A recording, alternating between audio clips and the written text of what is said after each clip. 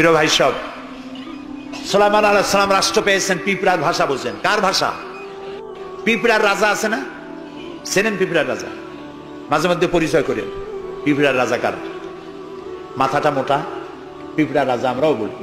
পিঁপড়ার রাজাকে হাতে নিয়েছেন, ডান হাতে।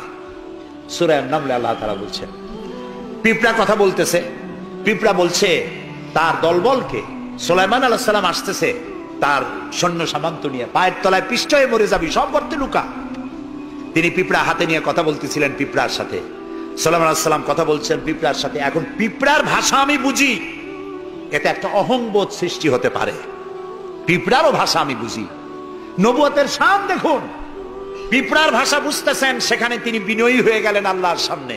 তিনি বললেন, রব্বি আউজি'নি আন আশকুরা নি'মাতাকাল্লাতী আন'আমতা আলাইয়া ওয়া আলা ওয়ালিদাইয়া। আয় আল্লাহ তাআলা, তুমি আমাকে ওই পরিমাণ শুকর আদায় করার তৌফিক দাও আমাকে, যে পরিমাণ নিয়ামত তুমি আমাকে দান করেছো। ওয়া আলা ওয়ালিদাইয়া, এবং আমার মা-বাবার প্রতি যতটা নিয়ামত তুমি আমাকে দিয়েছো। ওয়ান আমালা সালিহান তারদাহু, আর আমাকে এমন আমল করার তৌফিক দাও যাতে তুমি খুশি হও। ওয়াদখিলনি বিরাহমাতিকা ফি ইবাদিকাস সালিহিন, আর আল্লাহ আমাকে ইবাদে সালেহের মধ্যে শামিল করে দাও। সুবহানাল্লাহ। প্রিয় ভাই সব, আমার মূল বক্তব্য ছিল এই সব সচ্চরিত্রবান সুপার কোয়ালিটির মানুষ আল্লাহর নবীরা মার খেলেন কেন? শুধুমাত্র দাঁত মাজা, সুরমা লাগান, দাড়ি লাগান। আমি যদি আপনাদের বলি সবাই দাড়ি রাখবেন, আপনারা কি আমার মারতে আসবেন? কেন মারবেন? আমি তো খারাপ কথা কিছু বলি, এই জন্য মারামারি হয় না। মারটা হইল কেন? মার হয়েছে এই কারণে নবীরা বলেছেন লা ইলাহা ইল্লাল্লাহ, আল্লাহ ছাড়া কোনো ইলাহা নাই, আইনদাতা নাই, বিধানদাতা নাই, একমাত্র আইনদাতা তিনি। এখন আল্লাহর আইনটা কি সেটা আমাদেরকে বুঝতে হবে, সেটার দিকে আমি আগাচ্ছি ইনশাআল্লাহ। নবী করিম সাল্লাল্লাহু আলাইহি ওয়াসাল্লাম যখন এই কালিমার দাওয়াত দিলেন, মার শুরু হয়ে গেল। যারা এতদিন বলছিল আল আমিন, কি বলছিল রাসূলকে? আল আমিন, তারাই এখন নবী করিম সাল্লাল্লাহু আলাইহি ওয়াসাল্লামকে পাগল বলা শুরু করলো। রাসূলকে পাগল বলা হলে আঘাত লাগে কার গায়ে? আঘাত লাগে কোথায়? আল্লাহর গায়ে বলা যাবে না, আল্লাহর অস্তিত্বে আঘাত লাগে। আল্লাহ রাব্বুল আলামিন এই কাফেরদের অপবাদের জবাবে আল্লাহ তাআলা প্রতিবাদ করলেন। তিনি বললেন, ওয়ামা সাহিবুকুম বিমাজনুন, তোমাদের সাথী পাগল নন। তোমাদের সাথী বললেন আল্লাহ তাআলা। কেন? তোমরা তো এই লোককে হতে দেখেছো, তার শৈশব, কৈশোর, যৌবন, আর এই বয়স পর্যন্ত তোমরা তাকে চোখের সামনে দেখেছো। পাগলামির কি দেখলে তোমরা তার ভেতরে? কেন পাগল বলো? তিনি পাগল নন, তিনি শায়ের নন, তিনি জাদুকর নন, তিনি গণক নন, তিনি আমার নবী। প্রিয় ভাই সব, মুসলমানেরা মার খাচ্ছে, পালিয়ে বেড়াচ্ছে। বুখারী শরীফে এসেছে ওয়ান খাব্বাব বিনিল আরিদ রাদিয়াল্লাহু তাআলা আনহু আন্নাহু قال শাকাউনা ইলা রাসূলিল্লাহ সাল্লাল্লাহু আলাইহি ওয়াসাল্লাম ওয়া হুয়া মুতাওয়াসসাদুন বুরদাতুন লাহু ফি জিল্লিল কাবা। হযরতে খাব্বাব বলেন, আমরা অত্যাচারিত হয়ে একদিন নবী করিম সাল্লাল্লাহু আলাইহি ওয়াসাল্লামের কাছে গেলাম, যে দেখতে পেলাম তিনি কাবা শরীফের ছায়ায় চাদর মুড়ি দিয়ে আরাম ফরমাচ্ছেন।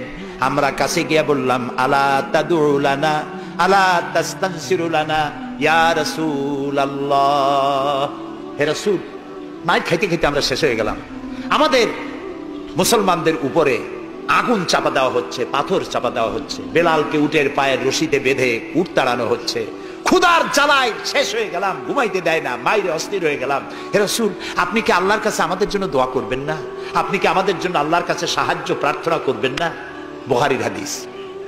রাসূলুল্লাহ উঠে বসলেন, বললেন, ও খাব্বাব, তোমাদের আগে এই পৃথিবীতে যারা এসেছিলেন সেই সমাজের সমাজপতিরা কলেমার দাওয়াত দেওয়ার অপরাধে তাদেরকে ধরতো। ফায়ুখাজুর রাজুলু ফায়ুহফারু লাহু ফিল আরদ, তারা তাদেরকে ধরতো আর তাদের জন্য গর্ত খনন করত।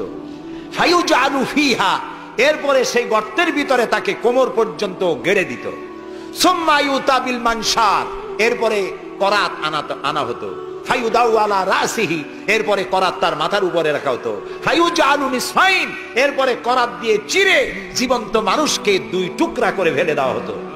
মা ইয়াসুদ্দুহু যালিকা আন দীনি, এত বড় অত্যাচারের পরেও সে যুগের একজন মুসলমানকেও আল্লাহর দ্বীনের পথ থেকে এক চুলো তারা সরাতে পারে নাই। রাসূলুল্লাহ বলছেন ওয়াল্লাহি ওয়াল্লাহি, ও খাব্বাব আমি আল্লাহর নামে কসম করছি। কে বলছেন?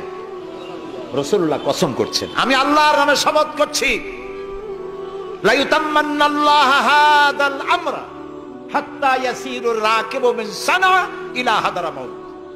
সেদিন বেশি দূরে নয়, যেদিন ইয়েমেনের রাজধানী সানা থেকে সুন্দরী যুবতী নারীরা তাদের যৌবনের পসরা নিয়ে, সওদাগারেরা তাদের সম্পদ নিয়ে সানা থেকে রওনা করে সহস্র মাইল পাড়ি দিয়ে সৌদি আরবের হাজরামাউত পর্যন্ত পৌঁছে যাবে রাত এবং দিনে পায়ে হেঁটে। লা ইয়াখাফু ইল্লাল্লাহ, আল্লাহ ছাড়া কোনো ভয় তাদের অন্তঃকরণে থাকবে না। আবেজ্জুবা আলা গানামি, তবে হ্যাঁ এটা ঠিক, লা ইয়াখাফু ইল্লাল্লাহ যদি বলা হয় আর কিছু না বলা হয়, তাহলে তো বোঝা যাবে যে বাঘ এবং সিংহরও ভয় থাকবে না।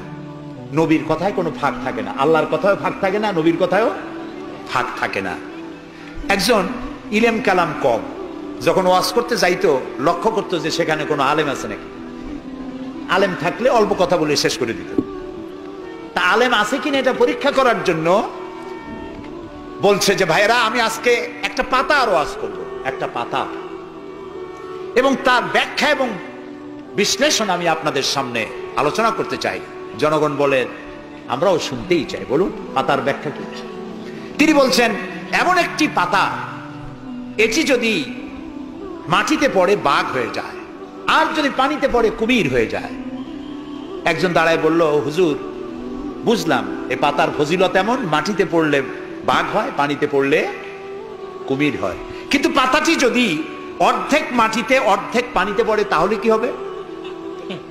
উনি বুঝলেন যে এখানে তো আলেম আছে, কাজী আমার ওয়াজ এখানে শেষ করি। ও আখির দাওয়ানা আলহামদুলিল্লাহি রাব্বিল আলামিন। কথার মধ্যে ফাঁক থাকলে এরকম হয়, কিন্তু আল্লাহর কথা নবীর কথায় কোনো ফাঁক নাই। লা ইয়াখাফু ইল্লাল্লাহ, আল্লাহ ছাড়া কোনো ভয় থাকবে না। কিন্তু গরু ছাগল ভেড়া নিয়ে যাইতে গেলে যদি জঙ্গলের বাঘ আক্রমণ করে, সে ভয় কি থাকবে না? আল্লাহ রাসূল ব্যাখ্যায় বলছেন লা ইয়াখাফু ইল্লাল্লাহ আবেজ্জুবা আলা গানামি, তবে তোমার ঘোড়া, তোমার সাথের ভেড়া, ছাগল, পশু যদি থাকে তো তার উপরে বাঘের আক্রমণ এ ভয় থাকতে পারে, কিন্তু সম্পদ হরণ, সতীত্ব হরণ, জীবন হরণের কোনো ভয় থাকবে না, এমন সমাজ কায়েম হবে। লা ইয়াখাফু ইল্লাল্লাহ ওয়ালাকিন্নাকুম তাস্তাজিলুন, তবে তোমরা খুব তাড়াহুড়ো করছো, একটু সহ্য করো, একটু ধৈর্য ধরো। নবী করিম সাল্লাল্লাহু আলাইহি সাল্লাম একটি সুন্দর সমাজ উপহার দিলেন। আমি ইতিহাস থেকে আপনাকে শোনাতে চাই। রাসূলুল্লাহ ইন্তেকাল করেছেন, ঐতিহাসিকরা লিখছেন মদিনার এক যুবতী নারী কি সমাজ কায়েম করে গেল শোনেন। রাসূলুল্লাহ ইন্তেকাল করেছেন, ঐতিহাসিকরা লিখছেন সেই সমাজের একটি যুবতী নারী মদিনা থেকে কোন এক আত্মীয়র বাড়ি বেড়াতে রওনা করেছেন। যেতে যেতে আত্মীয়র বাড়ি পৌঁছবার আগেই সন্ধ্যা হয়ে গেল। মনে মনে ভাবলো এখন যদি আমি কোনো পরপুরুষের সামনে পড়ি তাহলে তো আমার সতীত্ব যাবে, অলংকার আদিও যাবে, সারা জীবনের লালিত সম্পদ নষ্ট হয়ে যাবে। খুব ভীত সন্ত্রস্ত পদে এগোচ্ছে, আর বাঘ ডাকা হরিণীর মতো তার চোখ এদিক ওদিক তাকাচ্ছে আর হাঁটতেছে। হঠাৎ দেখে দূর থেকে তার দিকেই এগিয়ে আসছে এক যৌবন ভরা এক যুবক। যুবককে কাছে আসতে দেখে যুবতী নিজের লালিত সম্পদ, সতীত্ব আর অলংকার আদি হারাবার ভয়ে মাটির উপরে বসে পড়েছে, তার রুহু গলার কাছে এসে গেছে। ঐতিহাসিকরা লিখছেন যুবকটি যুবতীর কাছে এসে দাঁড়িয়েছে। যুবতী মহিলার চোখের উপরে চোখ রেখে যুবক ছেলে বলছে, মা আমাকে দিয়ে তোমার কোনো অনিষ্ট হবে না, তুমি কোথায় যাবে আমাকে বলো, আমি পাহারা দিয়ে তোমার গন্তব্যে পৌঁছে দেব। আমার পরিচয় শোনো, আমি মুসলমান। রাসূলুল্লাহ এই মুসলমান বানিয়েছিলেন, এই সমাজ বানিয়েছিলেন। তাই আমি আফসোস করে বলি, মরা মানুষ জিন্দা হওয়ার কোন সুন্নত যদি থাকতো, আর একজন সাহাবী যদি আজ জিন্দা হতেন, আর আমাদেরকে যদি দেখতেন তাহলে চিৎকার দিয়ে বলতেন আল্লাহর কসম, রাসূলুল্লাহ দামদার মোবারক শহীদ করে সাহাবীরা জীবন দিয়ে যে মুসলমান বানিয়ে রেখে গিয়েছিলেন, আল্লাহর কসম এগুলো সেই মুসলমান না।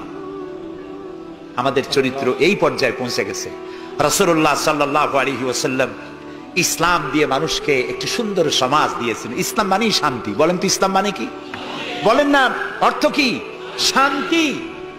তবে শর্ত সাপেক্ষে, যারা আনুগত্য করবে তাদের জন্য শান্তি। আমরা একজন আরেকজনের সঙ্গে দেখা হলে কি বলি? আসসালামু আলাইকুম। যারা প্রত্যেক দিন প্রতি মুহূর্তে একজন আরেকজনকে সালাম দেয়, সেই জাতি কোনোদিন সন্ত্রাসী হতে পারে?